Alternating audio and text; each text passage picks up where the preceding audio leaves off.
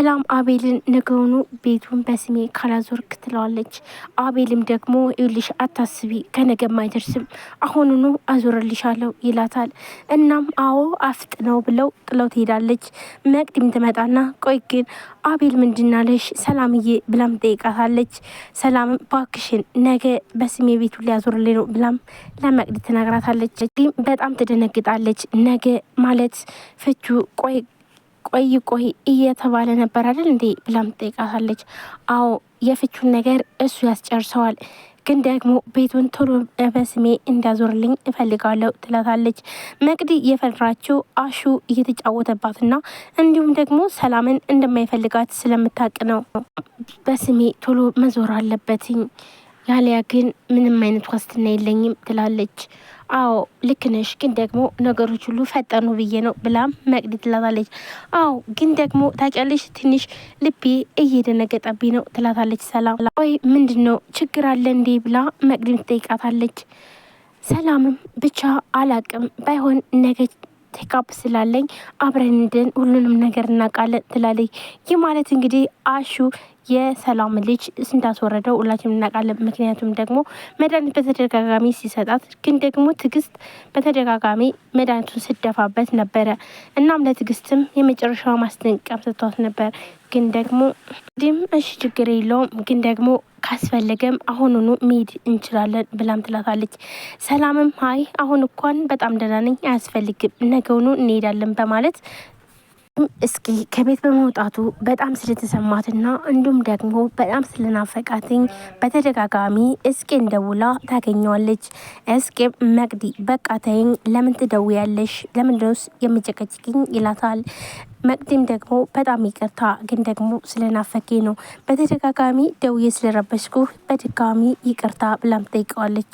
በጣም ይቅርታ በካለች በኋላ ግን እስቄ አሁን ግን እንዴት ናችሁ ብላም ጠይቃቸዋለች። ምክንያቱም ደግሞ የአቤል እናትና እንዲሁም እስቄ ከቤት ሰላም ስላስወጣቻቸው ጎዳናም እንደወደቁ ነው የምታውቀው።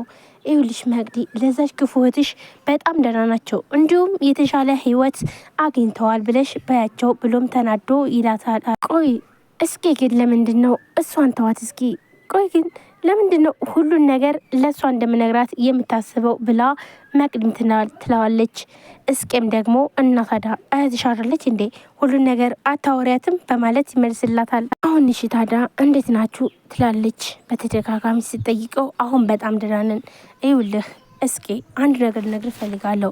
አቤል የማይሆን ውሳኔ ሊወስን ነው። እናም ይህን ነገር ማስቆም አለብህ ይለዋል ትለዋለች። ምንድን ነው ይላታል። ሰላም ውድና የተከበራችሁ የቻናል ቤተሰቦች እንዴት ናችሁ? እኔ በጣም ደህና ነኝ። ለዚህ ቻናል አዲስ ናችሁ ሰብስክራይብ፣ ላይክ፣ ሼር በማድረግ ቤተሰቡን ከልብ ነው የማመሰግነው። ውድ ቤተሰቦች ዛሬም በአዲስ ቪዲዮ መጥቻለሁ። ቪዲዮ ላይክ፣ ሼር፣ ሰብስክራይብ እያደረጋችሁ ስለምታበረታቱኝ አመሰግናለሁ። እንዲሁም አዲስ ከሆናችሁ ሰብስክራይብ አድርጋችሁ የደወል ምልክቷን መጫናችሁን አትርሱ።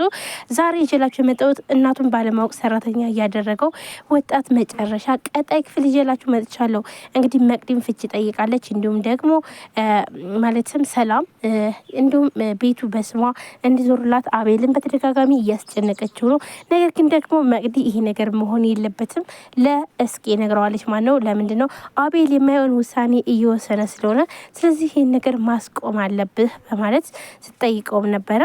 እስኪ አሁን ልትሰማኝ ይገባል። አቤል ሁሉንም ነገር ቤቱንም ሆነ ሀብቱን ለሰላም ጥሎላት ሊሄድ ነው። ይህ ማለት ደግሞ እስጥሎት ከሄደ ደግሞ ሁሉም ቤቱም ሆነ እንዲሁም ሀብቱም እንዳለ ላሹ ነው የሚሆነው። አሹ ደግሞ ለሰላም ምንም አይነት ስሜት እንደሌለው አውቃለሁ። እናም ይህን ነገር ማስቆም አለብህ ትለዋለች። በጣም ይደነግጥና ነው እሺ በቃ እንግዳውስ መቅደስ በኋላ እደውልልሻለሁ በማለት መቅዲ በቆመችበት ጥሏት ይሄዳል።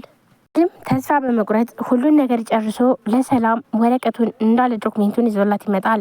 እናም ሲመጣ ግን ሰላምን አላገኛትም። ያገኛትኝ ትጅን ነበረ። እናም ሰላም የት እንዳለች ይጠይቃታል። ሰላም እንደወጣችና እንዲሁም ደግሞ ምግብ እንደሚፈልግ ትጠይቀዋለች። በፍጹም ምግብ መቼም በላይ አይመስለኝም፣ በቃ አልፈልግም ይላታል። ዛሬ ጉዳይ ሊጨርስ እንጂ ድጋሚ እዚህ ቤት ድርሻልም ይላታል። ማለት የቤቱ ጉዳይ አለቀ ማለት ነው። አቤል ግን እኮ አቤል ቆይ ግን የምታደርገውን ነገር ቆም ብለህ አታስብም? ነገ ጧት የሚጎዳህ አይደለም ብላም ጠይቀዋለች።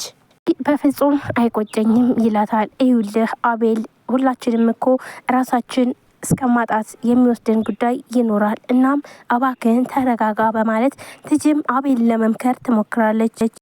እኔ ደግሞ ሳስበው እነሱ ለአንተ ቤተሰቦች ይመስለኛል ብላም ትለዋለች።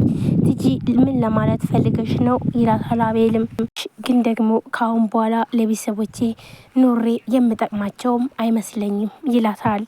ትጂም እንደሱማ ማለት የለብም አቤል፣ ተስፋ መቁረጥ የለብም በማለት ትላለች። ለመናገር እኔ ብችል እናትና ወንድምን ብታገኛቸው በጣም ደስ ይለኝ ነበረ፣ ስለማልችል ነው እንጂ ትላለች።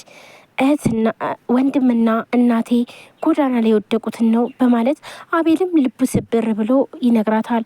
ግን ደግሞ ይህን ነገር